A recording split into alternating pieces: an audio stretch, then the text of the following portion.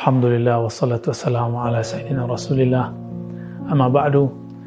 Banyak orang berbicara tentang Al-Hallaj di zaman dulu. Kalau versi Nusantaranya adalah Syekh Siti Jenar. Namanya agak sedikit menggelikan karena laki-laki kok disebut Siti ya. Tapi itulah sebutan dulu ya. Mungkin dulu Syekh Saidi Jenar, tapi nggak tahulah kenapa kemudian berubah. Yang dulu dikatakan nama kecilnya Lemah Abang dan segala macamnya ya. Syekh Siti Jenar ini dari masanya terlihat semasa dengan Syekh atau Sunan Kalijaga dan sunan-sunan yang lain.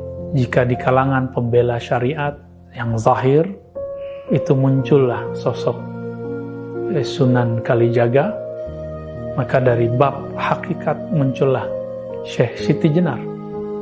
Ya, kalau boleh kita sebut, jika ulama pewaris para nabi, lalu ulama mewariskan ilmunya lagi. Pewaris Imam Abu Yazid, pewaris Imam Junaid, pewaris Hallaj, itu ada semua di zaman berikut, termasuk zaman kita. Di zaman terdahulu, pewaris Junaid al-Baghdadi itulah Sunan Kalijaga, pewaris secara kerohanian. Adapun pewaris kerohanian Al-Hallaj, itulah Syekh Siti Jenar. Sejarah pun berulang, karena cip takdirnya sangat-sangat sama, hanya formulasinya yang berbeda. Kemudian muncullah kalam-kalam yang menunjukkan kalam-kalam mabuk bertuhan, mabuk cinta kepada Allah, mabuk dalam keahadian Allah, keesaan Allah Subhanahu wa Ta'ala. Teman-teman, kan Allah dalam bab akidah, alam semesta ini disebut mungkinul wujud, wujudnya mungkin, dan dia hanya ada karena diadakan oleh Allah, yang disebut wajibul wujud, yang niscaya keberadaannya pasti ada. Maka semua selain itu menjadi diadakan karena dia.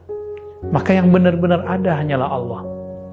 Inilah yang disebut oleh pendahulu imam wujudiyah, namanya Imam Ibn Arabi dengan Al-Wujud Al-Mutlaq. Al-Wujud Al-Mutlaq ini, jika seseorang memahaminya dengan jalur kerohanian seperti Al-Hallaj dan Syekh Siti Jenar, maka yang terjadi, tidak ada kata aku, tidak ada alam, yang ada hanya Allah, Sang Pencipta.